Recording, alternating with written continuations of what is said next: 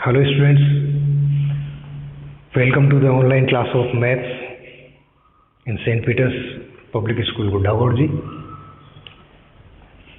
Today we are going to discuss about the rational numbers.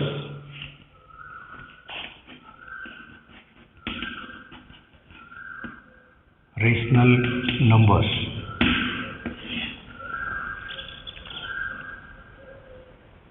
Rational numbers are the numbers which can be written in the form of P upon Q, where Q should not be equals to 0. जो numbers P और Q की form में लिखे जाते हो और उसमें denominator Q 0 नहीं होना चाहिए, वो सारे नंबर्स रेशनल नंबर्स होते हैं. वो सारे नंबर्स रेशनल नंबर्स होते हैं. फॉर एग्जाम्पल मैं 3/4 लेता हूँ. सो 3/4 जो है वो लिखा गया है P/Q की फॉर्म में, और यहाँ पर P की वैल्यू है आपके पास 3, Q की वैल्यू है 4, जो कि 0 के इक्वल नहीं है. तो हम इसको रेशनल नंबर कह सकते हैं. हम इस नंबर को रेशनल नंबर बोल सकते हैं. सपोज मैं लिखता 3/0. सो मैं रेशनल नंबर की डेफिनेशन से यदि इसको कंपेयर करूं तो यहाँ पे मेरे पास Q = 0 है, जो कि नहीं होना चाहिए. Q = 0 नहीं होना चाहिए. क्यों नहीं होना चाहिए? क्योंकि यदि Q 0 है तो ये फंक्शन डिफाइन ही नहीं होगा. इसकी वैल्यू इनफाइनाइट आएगी. कैसे, मैं आपको बताता हूँ. फॉर एग्जाम्पल मैं 8 को 2 से डिवाइड करना चाहूँ तो मैं इसको लिखूंगा 8/2. सो इसका मीनिंग ये हुआ कि ऐसा कोई नंबर जिसको मैं 2 से मल्टीप्लाई करूँ तो या तो 8 आए या उससे कम आए. सो मैं 2 को 4 से यदि मल्टीप्लाई करूं तो मेरे पास आता है 8 और रिमाइंडर आता है 0. सो ऐसा कोई नंबर एग्जिस्ट करता है जिसको मैं 2 से मल्टीप्लाई करूं तो मेरे पास 8 आ जाए. बट इस केस में इसका मीनिंग हुआ 3/0, जिसको मैं लिख सकता हूं 3/0. अब मुझे क्या करना है? बेसिकली मुझे ये ढूंढना है कि 0 को मैं किस नंबर से मल्टीप्लाई करूं कि मेरे पास 3 आ जाए. यदि मैं 1 से मल्टीप्लाई करता हूं, इफ 0 is divided by 1 तब भी मेरे पास 0 आएगा. इफ 0 is मल्टीप्लाइड बाई 2 तब भी मेरे पास 0 आएगा. यदि मैं 0 को 3 से मल्टीप्लाई करता हूं तब भी मेरे पास 0 आएगा. यदि मैं 0 को किसी भी नंबर से मल्टीप्लाई करता हूं मेरे पास 0 ही आ रहा है. सो इसका मीनिंग ये हुआ कि ऐसा कोई नंबर एग्जिस्ट नहीं करता है जिसको मैं 0 से मल्टीप्लाई करूं तो मेरे पास 3 आ जाए या 4 आ जाए, 5 आ जाए, 6, 7, 8, कोई भी ऐसा नंबर आ जाए. ऐसा कोई नंबर एग्जिस्ट नहीं करता है. इसलिए रेशनल नंबर की जो कंडीशन है, सेकेंड कंडीशन, वो कंडीशन ये है कि Q should not be equals to 0. So any number which is written in the form of P/Q, the denominator of that number should not be 0. 0 नहीं होना चाहिए. यदि 0 हो गया तो फिर उसकी वैल्यू इनफाइनाइट हो जाती है, जिसको हम कहते हैं कि ये फंक्शन डिफाइन ही नहीं होगा. अब जहाँ तक मैं समझ रहा हूँ आप लोगों के सिलेबस में रेशनल नंबर्स को ऐड करना, सब्ट्रैक्ट करना, मल्टीप्लाई करना, डिवाइड करना, आप प्रीवियस क्लासेस में इन सब के बारे में सीख भी चुके हैं. और यहाँ पर हम लोग फिर से सोल्व कर लेते हैं कुछ प्रॉब्लम्स. फॉर एग्जाम्पल 3/4, 1/7, ये दो रेशनल नंबर्स हैं. इन दोनों रेशनल नंबर्स को हमें ऐड करना है, सब्ट्रैक्ट करना है, मल्टीप्लाई करना है और डिवाइड करना है. तो हम कैसे करेंगे? सो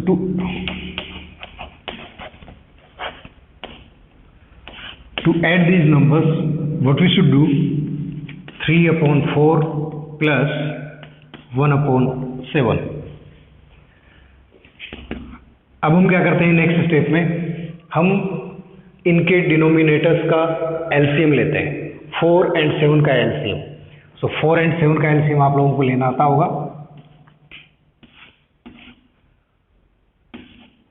2 से मल्टीप्लाई किया, 2 से डिवाइड किया 2 टाइम्स, ये होता नहीं है कंप्लीटली डिवाइड। फिर 2 से किया 1 टाइम, फिर 7 से ही होगा, सो 1 1। तो इन दोनों का एलसीएम क्या आया? इन दोनों का एलसीएम आ गया 2 × 2 × 7।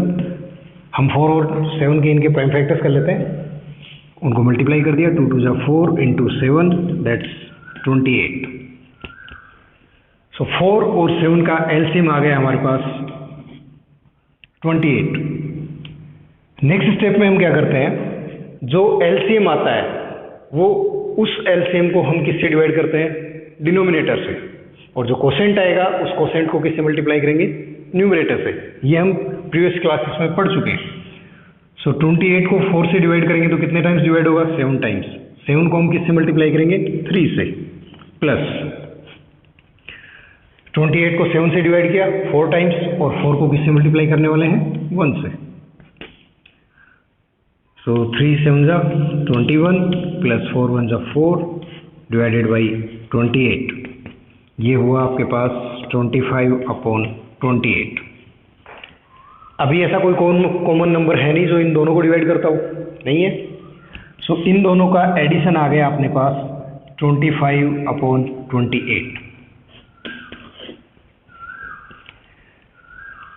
आया समझ में? ये 2 रेशनल नंबर्स दिए थे, इनमें हमें कौन सा ऑपरेशन अप्लाई करना है? हमें एडिशन करना है इन दोनों का। इन दोनों का एडिशन करने के लिए हम क्या कर रहे हैं? 3/4 प्लस 1/7 डिनोमिनेटर्स का एलसीएम लिया। एलसीएम यदि लेना आता है अच्छी बात है, नहीं लेना आता आप इस तरीके से ले सकते हैं। और वो एलसीएम आया आपके पास 28। जो एलसीएम आया है, एलसीएम को हम किससे डिवाइड करेंगे? डिनोमिनेटर से। 28 को मैंने 4 से डिवाइड किया, 7 टाइम्स हुआ। जो कोसेंट आया उस कोसेंट को हम करस्पॉन्डिंग न्यूमरेटर से मल्टीप्लाई कर देते हैं। सो 3 = 7 प्लस 7 से डिवाइड किया 28 को, कोसेंट 4 आया, 4 = 1। और फाइनली हमारे पास आंसर आ गया 25/28। सेकेंड थिंग, अब मुझे यदि इन दोनों का डिफरेंस लेना हो, इन दोनों का डिफरेंस लेना हो, यानी सब्ट्रैक्ट करना हो मुझे, किस में से किसको कर रहा हूं ये मैटर करता है यहाँ पे।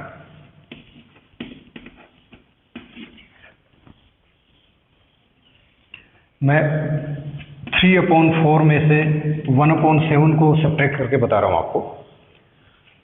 तो सेकेंड स्टेप तो सेम ही होगा। यहाँ भी हमें क्या करना है? एलसीएम ही लेना है, और एलसीएम हम लोगों ने लिया था वो 28 आया था। तो ये हो गया आपका 28। 4 से डिवाइड करेंगे 7 टाइम्स, करस्पॉन्डिंग न्यूमरेटर से मल्टीप्लाई करेंगे, बीच में माइनस साइन है तो माइनस लगाएंगे। 4 × 1, ये हुआ आपके पास 21 - 4/28। और 21 में से 4 माइनस करेंगे तो कितना आएगा? 17। सो 17/28। ये इन दोनों का सब्ट्रैक्शन हो गया। अब मैं यदि इनका ऑर्डर चेंज कर देता हूँ, 1/7 में से 3/4 सब्ट्रैक्ट कर देता हूँ, तो आंसर चेंज हो जाएगा। बट यहाँ पे आप लोग देख रहे हैं, यहाँ पे क्या हो रहा है?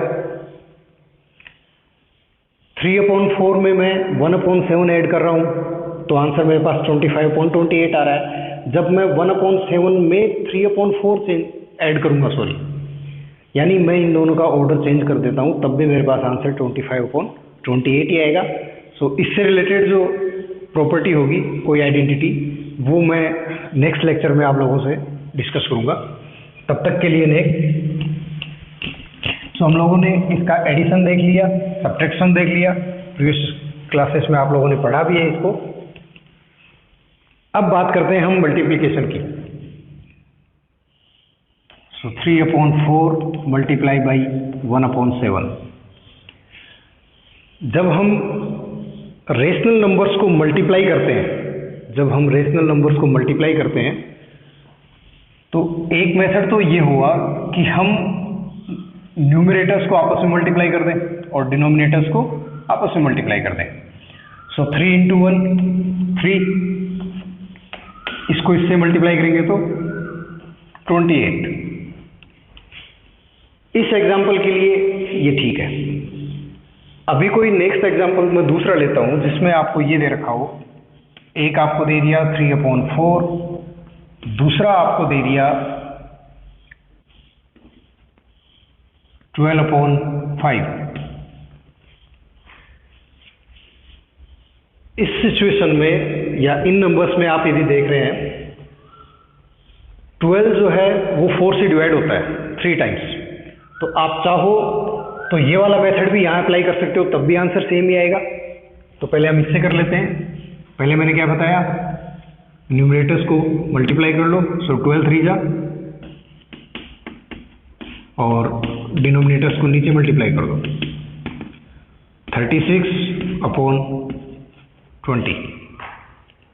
अब 36 और 20 जब हम इनके फैक्टर्स करते हैं तो कोई न कोई कॉमन नंबर एग्जिस्ट करता है जो इन दोनों को कंप्लीटली डिवाइड करता है। सो ऐसा कोई नंबर है 2 से डिवाइड होता है। सो 2 से हम इसको डिवाइड करें तो ये 18 टाइम्स हुआ। और किससे होता है ये भी 2 से 10 टाइम्स। अभी जो नंबर आया हमारे पास हुआ है 18/10। 18 और 10 ये दोनों भी क्या है 2 के मल्टीपल्स हैं। तो हम 2 से इसको डिवाइड करें तो 9 टाइम्स, और 2 से इसको डिवाइड किया तो 5 टाइम्स। 9 और 5, अभी ऐसा कोई नंबर नहीं है हमारे पास कि उस नंबर के ये दोनों कॉमन मल्टीपल हैं। तो हम इस नंबर को फाइनली लिखेंगे 9/5। ठीक है। और हम यदि फ्रैक्शन की बात करें तो proper fraction, improper, mix fraction, ये सब हम लोग पढ़ चुके हैं पहले। तो इसको मिक्स फ्रैक्शन में लिखने के लिए हम लोग क्या करने वाले हैं, 9 को 5 से डिवाइड करेंगे जो कि 1 टाइम होगा, रिमाइंडर 4 रहेगा, डिवाइडेड बाई 5, 1 होल 4/5। ऐसे भी इसको लिख सकते हैं। जो सेकंड अल्टरनेटिव मेथड मैंने आपको बताया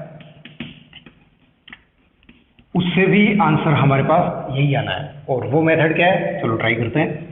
3/4 मल्टीप्लाई बाई 12/5। मैं 4 से यदि इसको डिवाइड करूं सो 4 1 जा 4, 4 3 जा 12। अब जो ऊपर वैल्यूज हैं उनको हम ऊपर मल्टीप्लाई कर दें और नीचे वालों को नीचे मल्टीप्लाई कर दें। सो ऊपर आएगा 3 3 जा 9, नीचे आ गया 5 1 जा 5, और फाइनल आंसर 1 होल 4/5। तब भी आंसर इसका यही आता है। सो स्टूडेंट समझ गए। चाहो तो आप ऐसे सोल्व कर लो, चाहो तो आप ऐसे सोल्व कर लो। अब रिकॉल करते हैं डिवाइड के लिए। सपोज 3/4 को आपको डिवाइड करना है किससे, 1/7 से। इसको डिवाइड करने के लिए हम लोग क्या करते हैं, प्रीवियस क्लास में पढ़ा होगा, जो डिवाइड का साइन है उसको हम चेंज कर देते हैं किसमें, मल्टीप्लाई में। और जिस नंबर से हम डिवाइड करने वाले हैं उसका रेसिप्रोकल कर लेते हैं। सो 3/4 एज इट इज, डिवाइड की जगह मल्टीप्लाई आया, और हम इसका रेसिप्रोकल लेंगे तो इसका जो डिनोमिनेटर है वो तो न्यूमरेटर बन जाएगा, और जो न्यूमरेटर है वो डिनोमिनेटर बन जाएगा। So it's 7/1। फिर वही मल्टीप्लिकेशन वाला रूल अप्लाई करते हैं यहाँ पे। 3 7 जा 21 डिवाइडेड बाई 4 1 जा 4, और मिक्स फ्रैक्शन में इसका आंसर यदि देंगे तो क्या आएगा, 4 5 जा 20, रिमाइंडर 1 पॉइंट, ये इसका आंसर आएगा। सो क्लास बुक आप लोगों के पास होगी। ये बेसिक इंफॉर्मेशन थी रेशनल नंबर्स के लिए, और रेशनल नंबर्स को हम कैसे ऐड करते हैं, कैसे सब्ट्रैक्ट करते हैं, कैसे मल्टीप्लाई करते हैं, कैसे डिवाइड करते हैं, ये सब मैंने आपको इस क्लास में बताया है। इससे रिलेटेड जो भी इंफॉर्मेशन है हम नेक्स्ट क्लास में या नेक्स्ट लेक्चर में शेयर करने वाले हैं। Thank you.